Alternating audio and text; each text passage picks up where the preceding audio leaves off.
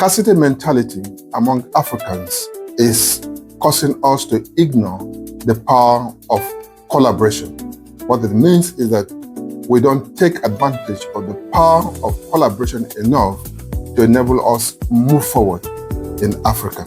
How do I mean? Giving you a simple example in terms of our attitude towards the use of things around us. If I pick on Nigeria, for instance, at the slightest sight of an obstacle, we scramble for the remaining space, where orderliness and respect for the next African will allow the traffic to flow and save us time in minutes and hours. Arrange a job interview, especially in the public sector. You'll find people scrambling instead of queuing properly to go in for the interview. When you want to share food around some areas in Nigeria, you find people scrambling for the same food instead of queuing properly to go and collect.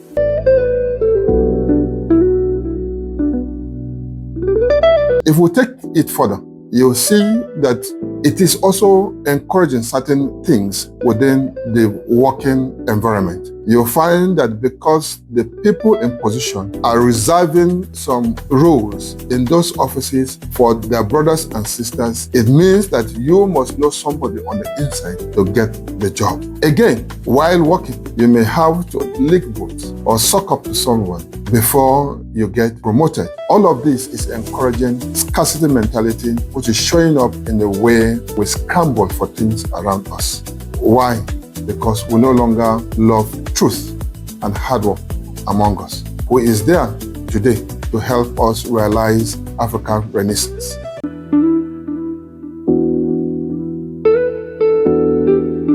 Scarcity mentality has eaten into the fabric of Africans to such an extent that if you float a simple business idea that is viable, you find everyone latching onto it only to take the credit or the benefit for themselves. And if their attempt fails, what you get is simply this: attacks, backstabbing, all in the effort to destroy the idea or the owner of the idea.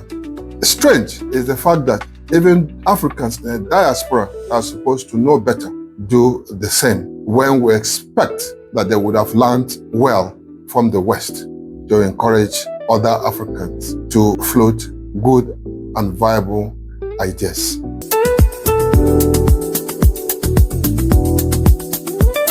The Almighty God was graceful and merciful to such an extent that after creating the whole world, He deposited various resources at different strategic points around the world. So every nation of the world have natural resources available to them on the earth, in the air, in the sea. And all we need to do is search for them, explore, dig, find them, and use them properly to develop our environment. The West know this secret, and they are always on the lookout for resources around them and even go beyond them, like they did in the days of slavery. And they came to Africa to look for resources. Africans need to look inward. We have been blessed with so much resources around us. The earth in Africa, the air in Africa, the sea around Africa are all filled with natural resources that we can take advantage of.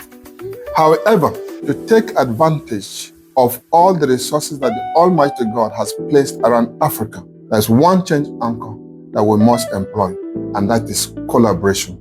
How do I mean? We must honestly collaborate more, pull our energies together, use our resources together to develop every product that we need for African environment. With that idea, even if we don't have enough, we can negotiate for some resources that are relevant to the development of Africa with the West. Going to the negotiation table well prepared with a big picture of what we want, with clarity as to what the terms and conditions should be. That way, we're able to use all the resources to develop products and systems around Africa that reflects our realities.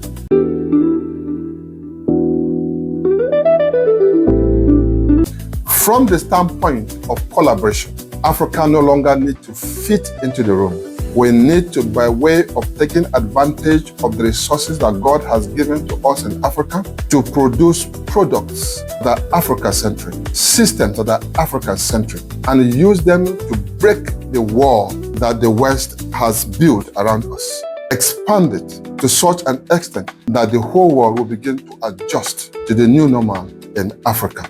With humility, we don't need to start big. We can start very small by way of converting our garages, our offices, our motor parks, our farm space to use them as labs or factories to produce something for as long as we are within the legal framework of our nations. It does not have to be perfect from the beginning. We will grow it over time. The truth is that friends and relations may even mock you, but it does not matter. Start somewhere, like I am doing now from the corner of my home. Looking forward to collaborating with you out there someday. See mockery instead as a badge of honor for great minds like you out there.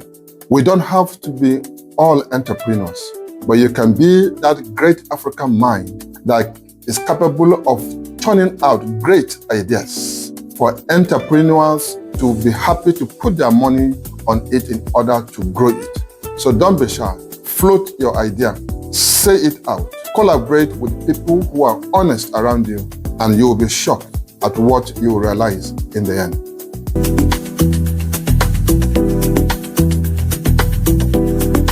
Like they say, there is no place like home.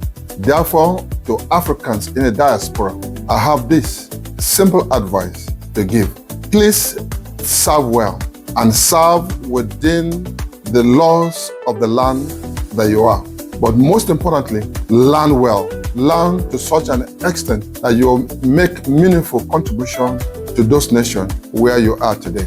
But remember to come back home, bring those great ideas to develop Africa that is home to all of us. This way, you might even be helping yourself and others to avoid immigration embarrassment that is happening around the world today. A lot of Africans have been harassed and sent packing, and they are going through a lot of stress only because the African environment has not been developed.